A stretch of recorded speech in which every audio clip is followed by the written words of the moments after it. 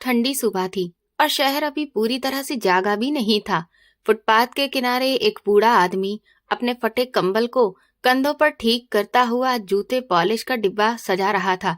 कभी यही हाथ किसी बड़े होटल में ट्रे उठाया करते थे, आज उन्हीं हाथों में ब्रश और पॉलिश थी। सामने खड़ी वही आलीशान इमारत उसकी बीती हुई इज्जत और टूटे हुए सपनों की गवाह बनी हुई थी। वक्त ने उससे उसका बेटा भी छीन लिया था और पहचान भी। अब उसके पास बस यादें थीं, कुछ सिक्कों की खनक थी और पेट की आग बुझाने की मजबूरी। उसे क्या पता था कि आज का दिन उसकी जिंदगी का सबसे बड़ा मोड़ बनकर आने वाला है। होटल के बाहर फुटपाथ पर बैठे हुए मुझे दूसरा महीना था। मैं अपने जूते पॉलिश करने के ब्रश और डिब्बे को कपड़े से साफ कर रहा था कि मेरी नजर सामने उस आलीशान होटल पर गई जहां कभी मैं जवानी के समय में वेटर की नौकरी करता था। उसकी बिल्डिंग पहले से कहीं ज्यादा बेहतरीन और खूबसूरत हो चुकी थी। ये होटल एक नए मालिक ने खरीद लिया था। मैं यहाँ पर छोटे मोटे काम के लिए प्रार्थना करने लगा था, मगर मालिक ने मेरा मजाक उड़ाया। इस उम्र में ना तो तुमसे ठीक से चला जाएगा और ना ही तुम्हें कुछ नजर आता है, इसीलिए जाओ, जाकर अपने घर बैठो और मुंह उठाकर यहाँ पर मत आ जाया करना। मैं यहाँ कोई डोनेशन सेंटर नहीं खोल रखा है जहाँ मैं तुम्हारे जैसे गरीबों के लिए काम करता हूँ। उसके अंदाज में घमंड कूट कूट कर भरा हुआ था। मेरी कमर उसके तीखे तानों से और भी ज्यादा झुक गई और मैं झुके कंधों के साथ होटल से बाहर निकल आया, जहाँ मैं कभी इज्जत से काम करता था। मगर आज हालात ने मुझे उसी होटल के दरवाजे के बाहर लाकर बिठा दिया था। मैंने गहरी सांस ली और अपने बीते हुए दिनों को याद किया। वो दिन जब मैं साफ सुथरे कपड़े पहनकर उस होटल में दाखिल होता था। जब कस्टमर मुझे टिप देते थे तो मैं उन्हें थैंक यू कहता था और वो पैसे अपने बेटे की पढ़ाई लिखाई के लिए बचा लेता था। आज वही जगह मेरे लिए बिल्कुल किसी अनजान ठिकाने जैसी बन चुकी थी। मेरी बड़ी हुई सफेद दाढ़ी उलझी हुई थी, चेहरे की झुर्रियां और खुरदरी हथेलियां उम्र भर की मेहनत और गरीबी की गवाही दे रही थी। नजर कमजोर हो चुकी थी कि अक्सर जूते की सिलाई देखने के लिए मुझे बार बार झुकना पड़ता था, मगर पेट की आग बुझाने के लिए मुझे ये काम करना ही पड़ता था। इस बुढ़ापे में बैठकर मैं यही काम कर सकता था। होटल का नया मालिक एक घमंडी और बदतमीज नौजवान था। उसकी उम्र तकरीबन 30 साल के आसपास होगी, लेकिन जब भी वो मुझे यहाँ पर बैठा देखता तो उसके चेहरे पर नफरत की लकीरें उभर आती। कई बार उसने मुझे यहाँ से भगाने की धमकियां दी थी, लेकिन मैं अक्सर रो पड़ता और वहां से उठ जाता। उस सुबह भी मैं भयंकर सर्दी में आकर फुटपाथ के करीब पेड़ के पास अपना सामान लेकर बैठ गया था। मेरी जेब में सिर्फ 50 रुपए ही थे, जबकि बिजली का बिल, गैस का खर्चा और मकान का किराया मेरे सिर पर था। मुझे हर हाल में पैसों का बंदोबस्त करना था, वरना छत भी छिन जाती। तो फिर मैं ऐसी हालत में कहाँ जाता। कुछ ग्राहकों ने अपने जूते साफ करवाए तो 100 रुपए और मिल गए, तो थोड़ी सी हिम्मत मिली। एक साहब ने 100 रुपए का नोट मेरी तरफ फेंक दिया, जो हवा में उड़ता हुआ नीचे गिरा, लेकिन मैं झुककर उसे उठाने लगा। मुझ में अब आत्मसम्मान और खुददारी तो कब की खत्म हो चुकी थी। मैं हर पल बेइज्जती और मुश्किलें बर्दाश्त करने के लिए मजबूर था। आखिरकार जिंदा रहने के लिए ये सब करना पड़ता है। दोपहर के वक्त सर्दी बढ़ने लगी। मैंने खुद को एक पुराने कंबल में लपेट लिया। पास से गुजरते हुए लोग मुझे अजीब तरह की नजरों से देखते। कभी कोई दया की दृष्टि से देखता तो कभी कोई नफरत से, और फिर बोलते हुए आगे बढ़ जाते। लेकिन उन लोगों की कुछ बातें मेरे सीने में किसी तीर की तरह चुभकर बहुत तकलीफ देती थी। जब कोई औरत अपने बेटे को नसीहत देते हुए कहती कि अगर तुम पढ़ाई नहीं करोगे तो इसी के जैसे बन जाओगे, ये सुनते ही मेरा दिल अंदर ही अंदर रोता। मुझे अपना बेटा बहुत याद आता, जिसके लिए मैंने अपनी जिंदगी में बहुत मेहनत की थी। अब ये हालत मेरी मजबूरी थी। मैंने हालांकि कभी कोई कसर नहीं छोड़ी, लेकिन आज मैं अकेला था। भगवान कभी किसी बाप को बुढ़ापे में इस तरह से अकेला ना करे। शाम ढलने लगी तो मैंने अपना सामान समेटना शुरू किया। आज की कमाई सिर्फ 500 रुपए हुई, जो बड़ी मुश्किल से एक वक्त की रोटी के लिए काफी थे। मैंने वो नोट अपनी जेब में रखे और सोचा कि कल फिर से आना होगा। तभी होटल के मालिक की गाड़ी अचानक मेरे पास आकर रुकी। मुझे वहां बैठा देखकर उसका पारा हाई हो गया। वो अपनी गाड़ी से गुस्से में नीचे उतरा और उसने आओ देखा न ताओ मुझे एक जोरदार ठोकर मारी, जिससे मैं अपना संतुलन बनाकर नहीं रख सका और मुंह के बल उस पथरीली सड़क पर जा गिरा। मेरा बूढ़ा शरीर इतनी तेजी से अकड़ा कि मैं सीधा ही नहीं हो सका। मेरा माथा एक पत्थर से टकराया और खून की धार बह निकली। दर्द की एक तेज लहर मेरे पूरे शरीर में दौड़ गई और मैं कराह उठा। मेरा पॉलिश का सारा सामान बिखर गया, जो सब इधर उधर लुढ़क गया और ब्रश दूर जाकर गिर गए। बेबसी से मेरी आंखों में आंसू आ गए। मैं बड़ी मुश्किल से उठा ही था कि वो चिल्लाकर बोला, दफा हो जाए यहां से, भिखारी कहीं के, मेरे होटल की सारी रौनक खराब करके रखती है तुमने। उसकी आवाज में इतनी कठोरता थी कि आसपास के लोग भी रुक गए। मैंने तुझसे कितनी बार मना किया है कि यहाँ पर ना बैठा करो, मगर लातों के भूत तो बातों से मानते ही नहीं। अब शायद दोबारा यहाँ आने की तुम हिम्मत ना करो। मैंने अपने हाथों से अपना घायल माथा पकड़ा और आंखें बंद कर ली और दिल ही दिल में भगवान को पुकारा।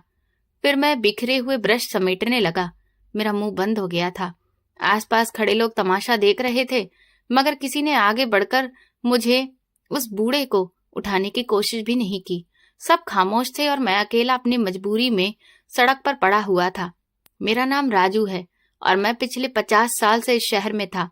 मैं सालों तक वेटर के तौर पर काम करता रहा, मगर कभी मालिक ने मुझे डांटा नहीं। मेरा पुराना मालिक एक बहुत ही भले दिल वाला आदमी था, जो हम नौकरों के साथ अच्छा व्यवहार करता था। वो मुझे बेटा कहकर बुलाता था और मेरी मदद भी करता था। मेरा एक ही बेटा था, कबीर, जिसे पढ़ाने का मुझे जुनून था। जब वो पैदा हुआ तो मैंने उसे अपनी गोद में लेकर फैसला कर लिया था कि मैं उसे बेहतरीन शिक्षा दूंगा। मैं चाहता था कि वो एक बड़ा ऑफिसर बने और मेरी तरह कभी भी उसे लोगों की डांट ना खानी पड़े। मैंने सपना देखा था कि एक दिन मेरा बेटा यूनिफॉर्म पहनकर मेरे सामने खड़ा है और मुझसे गर्व से कह रहा है, पापा देखिए, आपकी मेहनत रंग लेकर आई है। इस सपने ने मुझे कई दिनों तक उम्मीद से बांधे रखा था। मेरी पत्नी जवानी में ही इस दुनिया को छोड़कर चली गई थी, इसलिए बाप और माँ दोनों का ही फर्ज मैंने निभाया था। कबीर जब 3 साल का था तो उसकी माँ को टीबी हो गई और वो बच ना सकी, लेकिन मेरे जीने का एकमात्र सहारा मेरा बेटा बन गया। मैं सुबह सवेरे उठता, कबीर को तैयार करता, उसे स्कूल भेजता, उसका टिफिन तैयार करके देता। ये सब कुछ मैं खुद करता। फिर होटल जाता। स्कूल से वापसी पर कबीर होटल आ जाता। फिर रात को हम दोनों साथ में घर जाते। मैं दिन रात मेहनत करता, होटल पर कस्टमर की जी हुजूरी करता रहता और फिर जो भी टिप मिलती उसे संभाल कर रख लेता ताकि अपने बेटे की फीस दे सकूं। कभी कभी तो मैं आधी रोटी खाकर भी काम चला लेता था, मगर कबीर की पढ़ाई का खर्चा कभी भी कम नहीं होने देता था। मैं चाहता था कि मेरा बेटा बड़ा ऑफिसर बने। उसकी कॉपी पर जब अच्छे नंबर आते तो मैं खुशी से फूला नहीं समाता और उसे अपने गले से लगा लेता। उन्हीं दिनों होटल पर एक छोटा सा अनाथ बच्चा बर्तन धोने के लिए काम पर रखा गया, जिसका नाम अजीत था। वो शायद 10 या 11 साल का होगा, मगर वो बहुत ही कमजोर था। उसके माँ बाप एक हादसे में मर चुके थे और वो अपने जालिम चाचा के पास रहता था। उसका चाचा एक बेरहम आदमी था जो उसे खूब मारता पीटता और होटल में ही काम पर लगाकर छोड़ गया था। अजीत सुबह से लेकर शाम तक बर्तन धोता और जो भी पैसे मिलते वो सब उसका चाचा उससे छीन लेता था। अजीत की आंखों में पढ़ने की एक अजीब सी तड़प थी। वो अक्सर बर्तन धोते हुए बड़ी ही हसरत से कबीर को पढ़ते लिखते हुए देखता था। मैंने कई बार ये बात नोट की तो मेरा दिल भर आया। एक दिन मैंने उसे होटल के पिछवाड़े में बैठे हुए रोते देखा। मैं उसके पास गया और उसके सिर पर हाथ रखा। मैंने पूछा, बेटा तुम क्यों रो रहे हो? आखिर क्या हुआ है? उसने अपनी सिसकियों को रोका और बोला, चाचा मुझे बहुत मारते हैं। मुझे किताबें भी लेकर नहीं देते और ना ही मुझे स्कूल जाने देते हैं, जबकि मैं पढ़ना चाहता हूँ। लेकिन मेरे पास तो पैसे ही नहीं हैं। मैं जो भी कमाता हूँ वो सब भी चाचा ही छीन लेते हैं। उसकी तरफ देखकर मुझे अपने बेटे का ख्याल आया, जिसे मैं ऑफिसर बनाना चाहता था। मैंने सोचा कि अगर मेरा बेटा पढ़ लिख सकता है तो फिर ये बच्चा क्यों नहीं? ये भी तो किसी का बेटा है, इसके भी तो सपने हैं। मैंने अजीत को उठाया और उसके आंसू पोंछे। मैंने उससे कहा, बेटा तुम फिक्र मत करो, मैं तुम्हारी मदद करूंगा। तुम दिन में स्कूल जाया करो और दोपहर से यहाँ पर काम करना शुरू कर देना। मैंने उससे वादा किया कि मैं अपनी टिप के पैसे तुम्हें दूंगा, जिससे तुम फीस और किताबें ले सको। अजीत की आंखों में ये सुनते ही जैसे तारे चमक उठे। वो मेरे कदमों में गिर गया और मुझे बाबा कहकर पुकारने लगा। कहने लगा, आप तो मेरे लिए फरिश्ता हैं। मैंने उसे उठाया और गले से लगा लिया। उस दिन के बाद मेरा रूटीन बन गया कि मैं अपने बेटे के साथ साथ अजीत की पढ़ाई का खर्चा भी उठाने लगा। होटल का मालिक अक्सर मुझे देखता तो ताना मारने लगता, राजू, तुम खुद तो 2 वक्त की रोटी को तरसते हो, फिर ये एक नया बोझ अपने कंधे पर क्यों उठा रहे हो? अरे, गरीब घर के बच्चे जूठन उठाने का काम ही तो करते हैं। उन्हें ऑफिसर बनने के सपने मत दिखाओ। अपने 4 पैसे बचाओ, तुम भले आदमी हो। लेकिन मैंने हंसकर उसकी बात को टाल दिया और कहा, सेठ जी, शिक्षा तो ऐसी चीज है जो किसी भी छोटे इंसान को बहुत बड़ा बना देती है। क्या पता ये बच्चा कल को अपनी किस्मत बदल दे। मेरा यकीन था कि अच्छाई कभी भी बेकार नहीं जाती। मैं जानता था कि एक अनाथ बच्चे की मदद करना बहुत बड़ी भलाई है और भगवान इसका सिला जरूर देगा। अजीत ने मुझे कभी मायूस नहीं किया और मैं उसकी मेहनत देखकर खुश होता रहा। अजीत बहुत ही समझदार था। वो शाम को बर्तन धोता, हाथ काले करता, मगर सुबह सवेरे वो साफ सुथरे कपड़े पहनकर स्कूल के लिए चला जाता था और पूरी लगन से पढ़ता। मैंने उसके लिए 2 जोड़ी ड्रेस खरीदी और जूते भी। वो जब भी स्कूल जाता तो दूसरे बच्चों की तरह ही लगता और कोई उसे अनाथ नहीं कह सकता था। उसके साफ सुथरे कपड़ों को देखकर कोई अंदाजा नहीं लगा सकता था कि ये लड़का सुबह से शाम तक होटल के जूठे बर्तन धोता रहता है। मैंने उसके लिए 2-3 जोड़ी कपड़े और ले लिए ताकि जरूरत पड़ने पर वो उन्हें भी पहन सके और वहां पर वो किसी से भी कम ना लगे। वो हर एग्जाम में सबसे बेहतर नंबर लेकर आता और फिर अपना रिजल्ट सबसे पहले मुझे दिखाता। जब भी वो अच्छे नंबर लाता तो उसकी आंखों में अजीब सी चमक होती थी। वो दौड़ता हुआ होटल आता और कहता, बाबा देखिए, मैं फिर से फर्स्ट आया हूँ। मैं उसके रिपोर्ट कार्ड को देखता और खुशी से उसके सिर पर हाथ फेरता।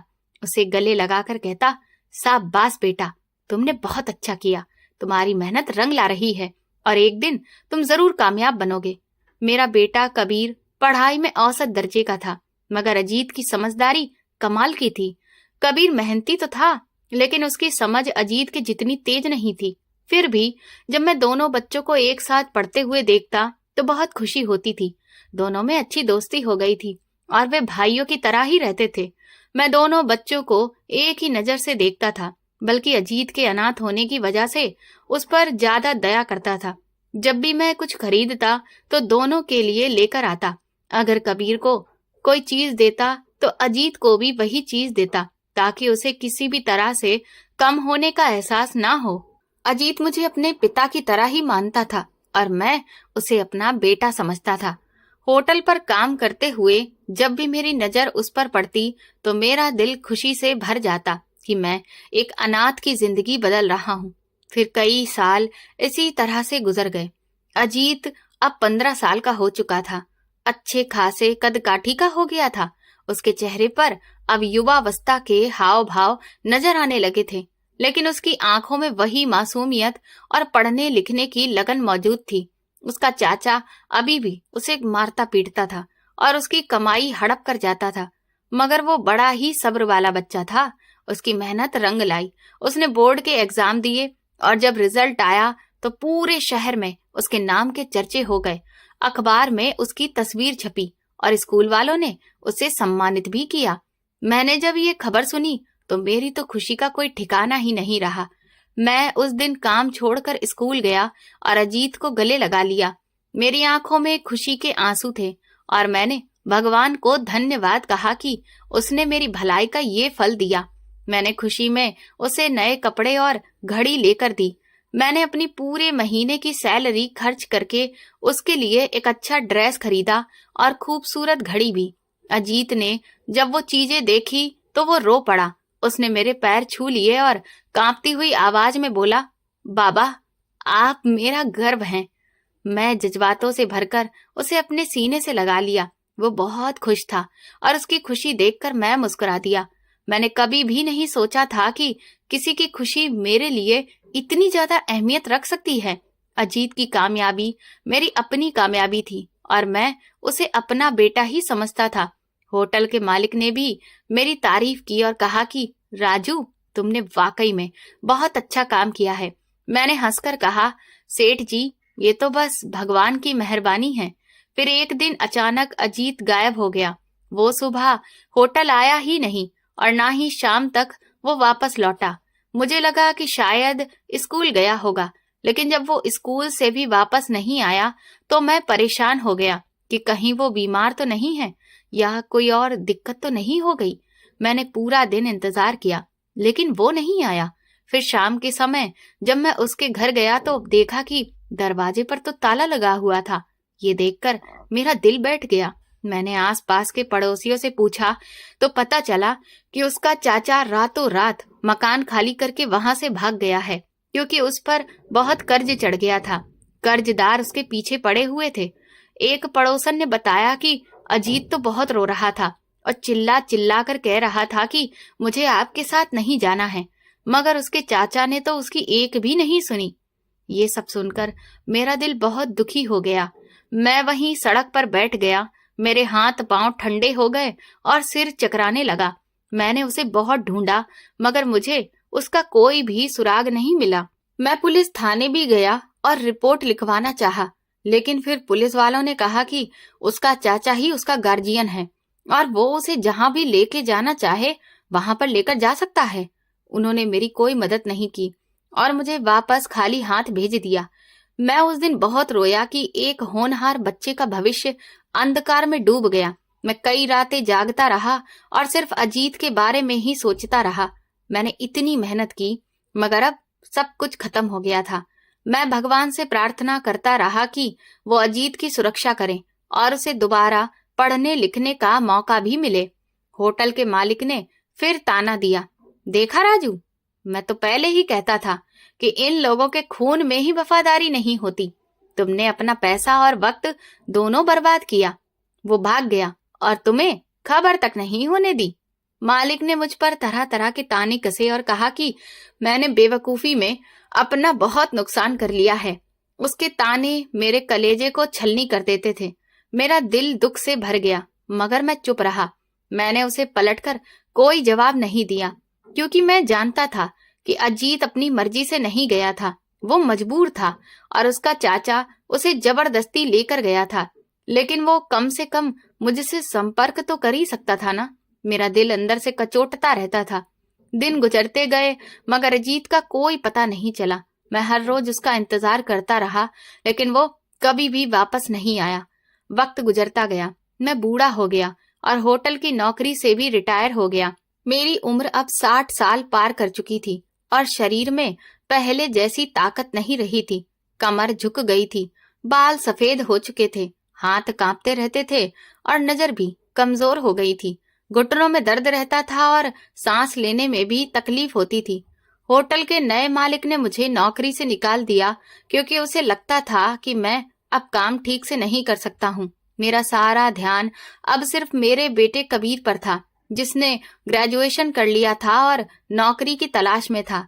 कबीर ने अपनी डिग्री हासिल कर ली थी और अब वो रोजाना अखबारों में दिए गए विज्ञापन देखता रहता और अलग अलग जगह पर अपना रिज्यूमे भेजता रहता।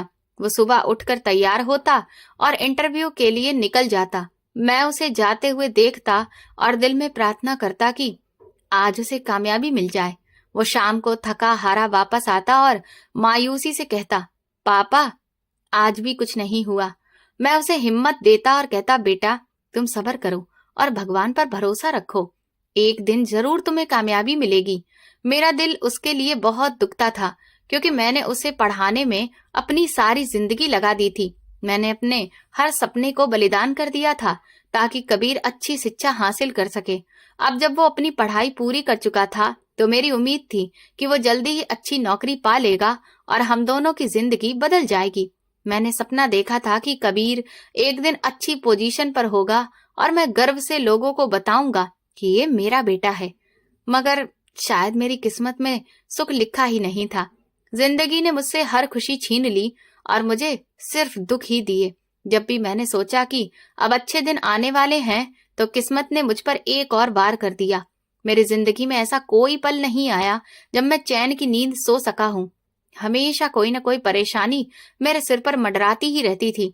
पहले मेरी पत्नी की मौत हो गई, फिर अजीत का अचानक से गायब हो जाना, और अब मेरे बेटे के दुख ने मेरी कमर तोड़ दी थी। एक दिन कबीर बाइक पर इंटरव्यू देने जा रहा था। सुबह का वक्त था और धूप निकल चुकी थी। कबीर ने नहा धोकर साफ सुथरे कपड़े पहने और अपनी फाइल पकड़ ली। उसने मुझसे भगवान से प्रार्थना करने को कहा। मैंने उसके सिर पर हाथ रखकर आशीर्वाद दिया। मैंने कहा, बेटा, भगवान तुम्हारी मदद करेगा और तुम्हें कामयाबी मिलेगी। उसने मुस्कुराकर कहा, पापा, देखना, आज भगवान की कृपा से मैं अच्छी खबर लेकर आऊंगा। वो बाइक पर बैठा और इंजन स्टार्ट किया। मैं दरवाजे पर खड़ा उसे जाते हुए देख रहा था। उसने पीछे मुड़कर हाथ हिलाया और मुस्कुरा दिया। मैंने भी हाथ हिलाया और दिल में फिर से प्रार्थना की। मैंने सोचा कि आज कबीर की किस्मत खुल जाए और उसे नौकरी मिल जाए। मैं अपने कमरे में जाकर दिया जलाया और फिर भगवान से अपने बेटे के लिए फिर से प्रार्थना करने लगा। मैंने कहा, हे भगवान, मैंने अपनी सारी जिंदगी बहुत मेहनत की है, अब मेरे बेटे को कामयाबी दे दो। दोपहर का वक्त हुआ और मैं घर में इंतजार कर रहा था। कबीर ने कहा था कि वो दोपहर तक वापस आ जाएगा। मैंने खाना बनाया और उसका इंतजार करने लगा। घड़ी की तरफ देखता और सोचता कि शायद उसका इंटरव्यू लंबा चल रहा होगा। तभी बाहर से शोर की आवाज आई। मैंने दरवाजा खोला तो देखा कि दरवाजे पर लोगों की भीड़ जमा हो रही थी। ये देखकर मेरा दिल बैठ गया। मैं तेजी से बाहर निकला। मैंने भीड़ को चीरते हुए आगे देखा तो मेरे पैरों तले से जमीन ही खिसक गई। मेरा बेटा खून में लथपथ पड़ा था। एक तेज रफ्तार ट्रक ने उसे कुचल दिया था। ट्रक वाला वहां से भाग चुका था और लोग सिर्फ तमाशा देख रहे थे। मैं आगे बढ़ा तो देखा कि कबीर का शरीर बिना किसी हरकत के पड़ा था। मेरा जवान बेटा, मेरे बुढ़ापे का सहारा, मेरी आंखों के सामने दम तोड़ चुका था। मैं जोर जोर से चिल्लाने लगा। मैंने उसके सिर को अपनी गोद में लिया और जोर जोर से हिलाया। मैंने कहा, कबीर बेटा, आंखें खोलो, अपने पापा को देखो, मुझे इस तरह छोड़कर मत जाओ बेटा। लेकिन उसकी आंखें बंद थीं और सांस रुक चुकी थी। उसके शरीर में कोई हरकत नहीं हो रही थी और उसका शरीर बिल्कुल ठंडा पड़ चुका था। मैं उसकी लाश से लिपटकर दहाड़े मार मार कर रोता रहा, मगर वो वापस नहीं आया। मैंने उसके चेहरे को अपने आंसुओं से धोया और उसके माथे को बार बार चूमता रहा। मैंने कहा, बेटा, तुमने मुझे अकेला छोड़ दिया, अब मैं किसके सहारे जीऊंगा? तुम ही तो मेरी जिंदगी थे, मेरी उम्मीद थे, और तुम ही चले गए। लोगों ने मुझे पीछे हटाने की कोशिश की, लेकिन मैं नहीं हटा। मैं अपने बेटे को पकड़कर खूब रोता रहा। कबीर की मौत से मेरी सारी उम्मीदें, सारी ख्वाहिशें और सारी मेहनत एक पल में मिट्टी में मिल गई थी। अब मैं बिल्कुल अकेला रह गया था। न कोई जमा पूंजी थी और ना ही कोई सहारा। मेरे पास ना तो कोई रिश्तेदार था और ना कोई दोस्त। मैं इस दुनिया में बिल्कुल अकेला रह गया था। लोगों ने कबीर की लाश को उठाकर अस्पताल पहुंचाया, इस उम्मीद में कि शायद कुछ हो जाए, लेकिन डॉक्टर ने कह दिया कि वो तो मौके पर ही खत्म हो गया था। मैंने अपने बेटे को अपने हाथों से कफन पहनाया, उसकी अर्थी को कंधा दिया और उसकी चिता को आग लगाई। जब मैंने उसकी लाश पर कफन डाला तो मेरा दिल फट गया था। मैं उसकी चिता के पास बैठकर खूब रोया और कहा, बेटा, तुमने अपने पापा को बहुत जल्दी छोड़ दिया, मैं अब कैसे जीऊंगा? मैं सारी रात शमशान घाट में ही गुजारता रहा और अपने बेटे से बातें करता रहा। कबीर की मौत के बाद मेरी जिंदगी पूरी तरह से अंधेरे में डूब गई थी। मैं दिन रात रोता रहता, उसकी यादों में खोया रहता। घर में उसकी हर चीज मुझे उसकी याद दिलाती थी। उसके कपड़े, उसकी किताबें, उसकी तस्वीर, सब कुछ मेरे दिल में सुई के जैसे चुभती रहती थी। मैंने उसके कमरे को जैसे का तैसा ही रखा हुआ था और रोजाना वहां बैठकर खूब रोता था। मैंने सोचा शायद ये सपना हो और काश वो कहीं से वापस आ जाए, लेकिन ये हकीकत थी जिससे भागा नहीं जा सकता था। जिंदगी बड़ी ही जालिम होती है। तुम कितने ही बड़े दुख से क्यों ना गुजर रहे हो, लेकिन कमबख्त ये पेट की भूख, ये तो कभी खत्म ही नहीं होती, और इसके लिए तुम्हें हर दर्द और हर दुख को पीछे छोड़ देना पड़ता है। और वही मेरे साथ हुआ। पेट की आग बुझाने के लिए मुझे फिर से मेहनत करनी पड़ी। इस उम्र में कोई भारी काम मुझसे नहीं हो सकता था। मेरे हाथ कांपते थे और कमर में दर्द रहता था। मैंने सोचा कि क्या काम करूं जो मेरे बस में हो। मेरे पास कुछ पैसे बचे हुए थे जो मैंने कबीर की शादी के लिए जमा किए थे। अब उन पैसों की कोई जरूरत ही नहीं रही थी।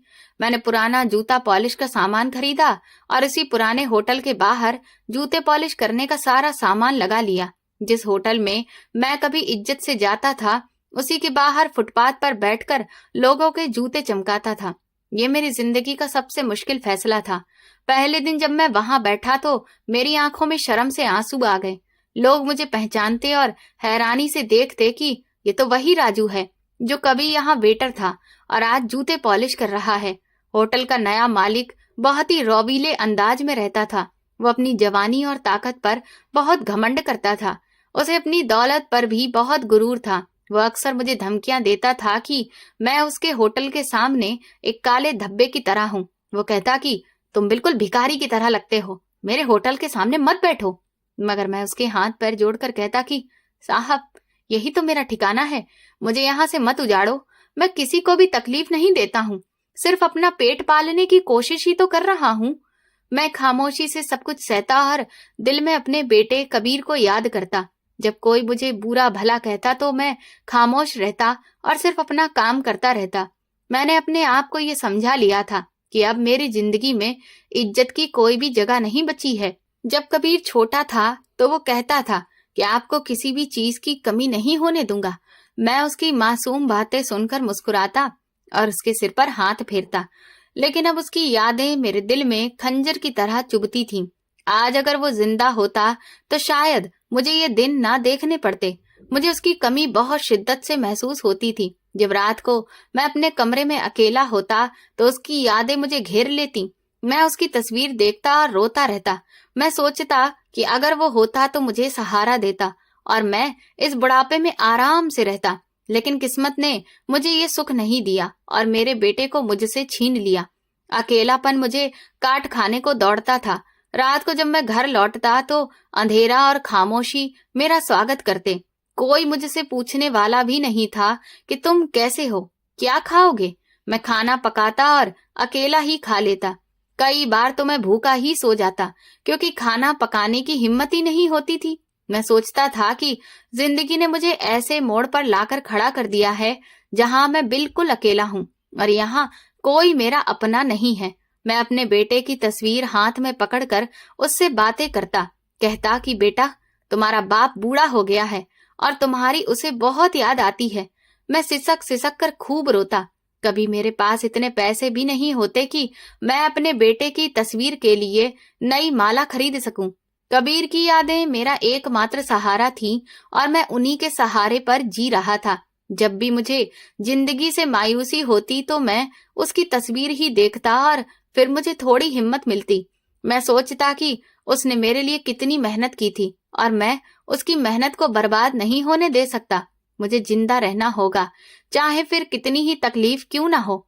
मैं भगवान से प्रार्थना करता कि मुझे इतनी ताकत दे कि मैं अपनी जिंदगी ईमानदारी के साथ गुजार सकूं। लेकिन जब होटल के मालिक ने मुझे ठोकर मारकर जख्मी कर दिया था और मेरा सामान सड़क पर बिखेर दिया था तो मुझे लगा कि मैं भी कबीर की तरह ही मर गया हूँ। मैं खून से सने माथे के साथ सड़क पर बिखरे हुए ब्रश एक एक करके उठा रहा था। मेरी आंखों में दर्द था, लेकिन ज्यादा तकलीफ तो मेरे दिल को ही हो रही थी। मैंने सोचा कि आखिर मैंने ऐसे कौन से पाप किए हैं जो भगवान मुझे ये सजा दे रहा है। मेरी आंखों से बेबस आंसू बह रहे थे जिन्हें मैं रोक नहीं सकता था, क्योंकि दर्द और बेइज्जती दोनों अब मेरी बर्दाश्त से बाहर हो चुकी थी। मेरे हाथ पॉलिश की स्याही और मिट्टी से भरे हुए थे। मैंने अपने मैले कुचैले हाथों से अपना माथा पकड़ा और खून को रोकने की कोशिश की। आसपास लोगों की भीड़ थी, मगर कोई भी मदद के लिए नहीं आ रहा था। सब तमाशा देख रहे थे, जैसे कोई फिल्म चल रही हो। होटल का मालिक मुझ पर चिल्ला रहा था। मैंने आसमान की तरफ देखा और दिल ही दिल में भगवान से प्रार्थना की कि हे भगवान, देखो तो सही तुम्हारे बंदे के साथ क्या हो रहा है। तभी अचानक सड़क पर सायरन की आवाज गूंजी। तेज और गहरी आवाज ने सबका ध्यान अपनी तरफ खींच लिया और पुलिस के काफिले की सरकारी गाड़ियां वहां पर आकर रुकीं। वे गाड़ियां बहुत शानदार थीं। उनकी चमक देखकर ही अंदाजा हो रहा था कि कोई बड़ा आदमी आया है। गाड़ी पर झंडा लगा था जिसका मतलब साफ था कि वाकई में कोई बड़ा अफसर ही आया है। सरकारी झंडा हवा में लहरा रहा था और पुलिस की गाड़ियां आगे पीछे आकर खड़ी हो गई थीं। होटल का मालिक तुरंत ही अलर्ट हो गया। उसकी आंखों में चमक आ गई। उसने सोचा कि शायद कोई बड़ा मंत्री या फिर बड़ा अफसर उसके होटल में खाना खाने के लिए आया है। उसने जल्दी से अपने कपड़े ठीक किए और अपनी टाई सीधी करते हुए आगे बढ़ा ताकि उस बड़े आदमी का स्वागत कर सके। उसके चेहरे पर चापलूसी भरी मुस्कुराहट थी और वो अपने हाथ मलता हुआ आगे बढ़ा। पुलिस वाले तेजी से गाड़ियों से उतरे। उनकी वर्दियां कड़क थीं और वे बड़ी ही चुस्ती से अपनी अपनी जगह पर खड़े हो गए। कुछ ने आसपास देखा और कुछ ने भीड़ को पीछे हटने का इशारा किया। होटल का मालिक झुककर स्वागत करने के लिए तैयार खड़ा था। मैं अभी भी एक हाथ से अपने सिर को पकड़े हुए और दूसरे हाथ से जमीन पर फैले अपने सामान को जमा कर रहा था। मुझे डर था कि कहीं ये लोग भी मुझे ही आकर ना मारें। इतने में सरकारी गाड़ी का दरवाजा खुला और एक बेहतरीन नौजवान बाहर निकला। वो तकरीबन 26 से 27 साल का होगा। मैंने उसकी हल्की सी झलक देखी। वो बहुत ही खूबसूरत था। उसने 3 पीस सूट पहन रखा था जो बहुत ही महंगा लग रहा था। उसकी आंखों पर काला चश्मा था। उसकी पर्सनैलिटी में एक अलग ही आकर्षण था। उसके चलने का अंदाज, इन सब चीजों से साफ जाहिर था कि वो जरूर इस इलाके का कोई बड़ा आदमी है। होटल का मालिक हाथ बढ़ाकर उसकी तरफ लपका। उसने बड़े जोर से कहा कि स्वागत है सर हमारे होटल में। हम बहुत ही खुशकिस्मत हैं जो आप हमारे होटल में आए। अगर आपने हमें पहले ही इन्फॉर्म कर दिया होता तो आपके स्वागत के लिए हम खास तरह के इंतजाम करवा देते। चलिए कोई बात नहीं, अंदर चलिए, मैं आपके लिए खास टेबल तैयार करवा देता हूँ। वो बहुत खुश था और सोच रहा था कि उसके होटल का नाम अब पूरे शहर में मशहूर हो जाएगा। मगर उस नौजवान आदमी ने होटल के मालिक की तरफ देखा तक नहीं।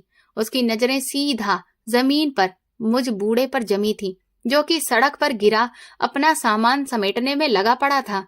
उसकी आंखें मेरी तरफ लगी थीं और उसके चेहरे पर हैरत और तकलीफ के भाव आ जा रहे थे। उसने होटल के मालिक को नजरअंदाज किया और सिर्फ मुझे देखता रहा।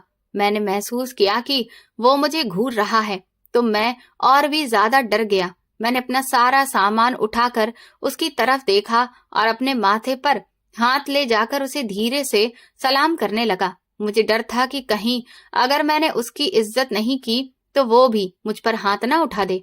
मैं जैसे ही वहां से निकलने लगा तो उस नौजवान ने अपना चश्मा उतार दिया। उसकी आंखों में आंसू तैर रहे थे। उसके चेहरे पर एक अजीब सा दर्द दिख रहा था। वो तेजी से मेरी तरफ बढ़ा और भीड़ को चीरता हुआ मेरे पास आया। होटल का मालिक हैरान रह गया और बोला कि सर आप कहाँ जा रहे हैं? ये तो एक भिखारी है, एक बूढ़ा मोची है। मैं इसे अभी यहाँ से हटवा देता हूँ, आप परेशान ना हो। वो समझा कि शायद उसे मेरी वजह से तकलीफ हो रही है। पुलिस वाले भी आगे बढ़े और उन्होंने सोचा कि शायद उनके साहब चाहते हैं कि इस बूढ़े को हटा दिया जाए। मगर नौजवान ने हाथ के इशारे से सबको रोक दिया। उसने अपना हाथ उठाया और सबको चुप रहने का इशारा किया और सीधा मेरे पास आकर वहीं सड़क पर मेरे सामने घुटनों के बल बैठ गया। तभी पीछे से एक पुलिस वाले के मुंह से अचानक निकला कि डीएम साहब, ये आप क्या कर रहे हैं? उसने इतना ही कहा था कि उस नौजवान ने हाथ के इशारे से उसे फिर से चुप रहने का आदेश दे दिया। मैं ये सुनकर और ज्यादा सन्न रह गया कि इतना बड़ा अफसर इतना महंगा सूट पहने हुए गंदी सड़क पर घुटनों के बल बैठा है। आखिर ये इतना बड़ा ऑफिसर एक मोची के कदमों में क्यों बैठ गया है? सभी लोग वहां हैरानी से ये नजारा देख रहे थे और आपस में बातें कर रहे थे। कोई कह रहा था कि यह क्या हो रहा है और कोई कह रहा था कि शायद ये बूढ़ा कोई खास आदमी है। मैं घबरा गया और डर के मारे पीछे हटने की कोशिश करने लगा। मैंने कहा कि साहब जी, मेरे हाथ पॉलिश से काले हैं, कपड़ों पर भी मिट्टी लगी है, आपके कपड़े खराब हो जाएंगे, आप भगवान के लिए उठ जाइए। मैं बहुत ही शर्मिंदा था और नहीं चाहता था कि कोई भी अफसर मेरी वजह से अपने कपड़े खराब करे। मगर उस नौजवान ने मेरे खून से सने हुए माथे को देखा और फिर मेरे जख्म को हल्का सा छूने के लिए हाथ बढ़ाया, लेकिन फिर अपना हाथ रोक लिया। ये सब करते हुए उसका चेहरा दुख से भर गया। उसने मेरे खुरदरे हाथों को अपने हाथों में थाम लिया और फिर अचानक हिचकियों के साथ रोने लगा। उसके गर्म आंसू मेरे हाथों पर गिरने लगे, लेकिन मैं तो समझ ही नहीं पा रहा था कि ये क्या हो रहा है और क्यों हो रहा है। अचानक उसने मेरे दोनों पैरों को हाथ लगाया तो मैं बहुत बुरी तरह से घबरा गया। मैं तुरंत घिसट कर पीछे होने लगा, लेकिन उसने अपने आंसू पोंछकर मेरे दोनों हाथों को पकड़ लिया और अपनी कांपती हुई आवाज में कहा कि बाबा, आपने मुझे नहीं पहचाना? मैं हूं अजीत, आपका छोटा सा अजीत, जिसे आपने बर्तन धोने से बचाकर स्कूल पढ़ने के लिए भेजा था। वो अनाथ बच्चा जिसकी आपने मदद की थी और जिसे आपने पढ़ाया लिखाया था। उसकी आवाज में दर्द था और वो फिर से रोने लगा। मेरे दिमाग में जैसे बिजली सी गूंज गई। अजीत, ये नाम सुनकर मेरा दिल धक्क से रह गया। मेरी धुंधली आंखों ने ध्यान से उसे देखा और उसकी नम आंखों में मेरे लिए सम्मान और प्यार था। हाँ, ये तो वही आंखें थी, वही मासूमियत थी, वही नजरें थी जो मैं बरसों पहले देखा करता था। बस अब चेहरे पर अफसरों वाला रौब और जवानी की झलक थी। वो छोटा सा बच्चा अब एक बड़ा आदमी बन गया था, लेकिन उसकी आंखों में वही प्यार और वही सम्मान था। मेरे होंठ कांपने लगे। मैंने कहा कि अजीत, क्या सच में ये तुम ही हो बेटा? मेरी आवाज कांप गई और आंखों में मोटे मोटे आंसू आ गए। मैं तो समझता था कि तुम भी कहीं खो गए हो, मेरे कबीर की तरह, और मैं तुम्हें फिर कभी नहीं देख सकूंगा। मेरी आवाज भीग रही थी। अजीत तड़प उठा और बोला कि कबीर को क्या हुआ बाबा? वो तो मर गया, वो तो मुझे इस भरी दुनिया में अकेला कर गया। ये कहते हुए मैं रोने लगा। अजीत ने आगे बढ़कर मुझे गले से लगा लिया और वो भी फूट फूट कर रो पड़ा। उसने मुझे अपनी बाहों में जोर से भर लिया। वो बिलक बिलक कर रोते हुए बोला कि बाबा, मुझे माफ कर दीजिए, मैं अपनी मर्जी से नहीं गया था। मैं आपको छोड़कर कभी जाना ही नहीं चाहता था। मेरे चाचा मुझे जबरदस्ती गांव लेकर गए थे और उन्होंने मुझे वहां कैद कर दिया था। उन्होंने मुझे कमरे में बंद किया और बाहर से ताला लगा दिया। मैं बहुत चिल्लाया, बहुत रोया, गिड़गिड़ाया, लेकिन उन्होंने मेरी एक ना सुनी। एक रात मैंने खिड़की तोड़ दी और वहां से भाग निकला। मैं बड़ी मुश्किल से वहां से फरार हुआ और फिर दोबारा शहर वापस आने की कोशिश की। मैं एक सरकारी अनाथालय में पनाह ले चुका था। मैंने उन लोगों को अपनी पूरी कहानी बताई तो उन्होंने मुझे रख लिया, लेकिन मैंने पढ़ना लिखना नहीं छोड़ा। मैंने वहां भी दिन रात मेहनत करके अपनी पढ़ाई जारी रखी। मैं खूब काम करता और रात को दिल लगाकर पढ़ता भी, क्योंकि मैंने आपसे वादा किया था कि मैं अफसर बनूंगा। आपने मुझ पर इतना भरोसा किया था और मुझ पर इतना खर्च भी किया था। मैं आपकी उम्मीदों को तोड़ना नहीं चाहता था और आज मैं अपना वादा पूरा करके आया हूँ। मैंने यूपीएससी का एग्जाम पास किया और भगवान ने मुझे कामयाबी दी। आज मैं डीएम हूँ और ये सब आपकी वजह से है बाबा। अगर आपने मुझे सहारा ना दिया होता तो मैं आज भी बर्तन धो रहा होता। उसने मुझे मजबूती से पकड़े रखा था और मैं उसकी बातें हैरानी से सुन रहा था। होटल का मालिक और सभी लोग ये नजारा देखकर पत्थर के जैसे हो गए थे। किसी को भी यकीन नहीं आ रहा था कि ये क्या हो रहा है। अजीत ने मुझे सहारा देकर उठाया। उसने बड़े प्यार से मेरा बाजू पकड़ा और मुझे खड़ा किया और अपनी जेब से सफेद रुमाल निकालकर मेरा चेहरा साफ किया। फिर बहुत ही आराम से मेरे जख्म को भी साफ किया और मेरे चेहरे से खून को पोंछ दिया। उसने होटल के मालिक की तरफ देखा, जो अब शर्मिंदगी और डर के मारे पसीने से भीग चुका था। मालिक का चेहरा पीला पड़ गया था, वो कांप रहा था। अजीत की आंखों में अब वो अफसर वाला कड़ापन लौट आया। उसकी नजरों में भयंकर गुस्सा था और उसका अंदाज हद से ज्यादा सख्त हो गया था। उसने मालिक की तरफ गहरी नजरों से देखा और कहा कि जिस इंसान को तुमने इतनी नफरत से ठोकर मारी है, वो मेरे लिए पूरी दुनिया है। वो मेरे बाबा हैं, मेरे सब कुछ, मेरे पिता की जगह हैं और मेरी जिंदगी बदलने वाले हैं। तुमने अपनी ताकत के नशे में एक बुजुर्ग की बेइज्जती की है। तुमने ऐसे इंसान को ठोकर मारी है जिसने मेरी जिंदगी बनाई। तुम्हें शर्म आनी चाहिए कि तुमने एक बेसहारा बूढ़े इंसान पर हाथ उठाया। होटल का मालिक शर्म से पानी पानी हो गया। उसका सारा घमंड मिट्टी में मिल चुका था। उसका सिर नीचे झुक गया और वो कुछ बोल ही नहीं पा रहा था। वो भीगी बिल्ली बनकर आगे बढ़ा और उसके हाथ कांप रहे थे और उसकी आवाज भी हकलाने लगी। तभी अचानक उसने मेरे सामने हाथ जोड़ दिए। वो झुकते हुए बोला कि बाबा जी, मुझे माफ कर दीजिए, मुझसे बहुत बड़ी गलती हो गई। बहुत बड़ा पाप हो गया। मैंने आपको पहचान नहीं सका। मैं नहीं जानता था कि आप कौन हैं। मैं शर्मिंदा हूँ और माफी मांगता हूँ। भगवान के लिए मुझे माफ कर दीजिए। अजीत ने उसे डांटते हुए कहा कि याद रखो, ताकत कभी भी कमजोर इंसान को कुचलने के लिए नहीं होती, उसका सहारा बनने के लिए होती है। जब भगवान तुम्हें ताकत देता है तो ये परीक्षा होती है कि तुम उसे कैसे इस्तेमाल करोगे। अगर तुमने ताकत का गलत इस्तेमाल किया तो भगवान तुमसे वो सब कुछ छीन लेगा। और आज से मैं तुम्हारा ये होटल सील कर रहा हूँ ताकि तुम्हें इंसानियत का एहसास हो और गरीब लोग तुम्हें कीड़े मकोड़े ना लगें। मैंने अजीत का हाथ पकड़ा और कहा कि बेटा, इसे छोड़ दो। इसे अपनी गलती का एहसास हो गया है और इसके लिए यही काफी है। भगवान भी इसे माफ कर देगा और हमें भी ऐसा ही करना चाहिए। अजीत मुझे अपनी सरकारी गाड़ी तक लेकर गया। बड़ी इज्जत के साथ उसने गाड़ी का दरवाजा खोला और मुझे अंदर बिठाया और कहने लगा कि बाबा, आज के बाद आपको कभी भी काम नहीं करना पड़ेगा। आपकी मेहनत के दिन अब खत्म हो गए। आज से आप मेरे साथ रहेंगे। मेरा घर आपका घर है और मेरी हर चीज आपकी है। आप वो इज्जत पाएंगे जिसके आप हकदार हैं। आपने मुझे जिंदगी दी है और अब मैं आपकी सेवा करूंगा। ये सुनते ही मैं दिल में भगवान से प्रार्थना करने लगा। मैं गाड़ी की नरम सीट पर बैठा खिड़की से बाहर देख रहा था। गाड़ी की सीट इतनी आरामदायक थी कि मैं बरसों से ऐसे आराम से बैठा ही नहीं था। वो होटल पीछे छूट गया था जहां मैंने अपनी जवानी और बुढ़ापा गुजारा था। वो जगह जहां मुझे मेरी गरीबी की वजह से बेइज्जत किया गया, लेकिन अब वो मेरे दिल से उतर चुका था। मैंने महसूस किया कि एक लंबे अरसे के बाद मेरे दिल को सुकून मिला है। मैं सोच रहा था कि भलाई कभी भी बेकार नहीं जाती, वो लौट कर जरूर आती है और अक्सर वहां से आती है जहां से हम सोच भी नहीं सकते। मैंने एक अनाथ इंसान को सहारा दिया था और किसी बदले की उम्मीद नहीं की थी। मैंने सिर्फ भगवान की इच्छा से उसकी मदद की थी और आज जब मैं बेसहारा हुआ तो भगवान ने उसी अनाथ को मेरा सहारा बनाकर भेज दिया। ऊपर वाले का ये उपकार देखकर मेरा दिल खुशी से धड़कने लगा। मेरी आंखों से सुकून के आंसू बह रहे थे। ये खुशी के आंसू थे, गम के नहीं। और दिल कह रहा था कि बेशक भगवान सब ठीक करने वाला है।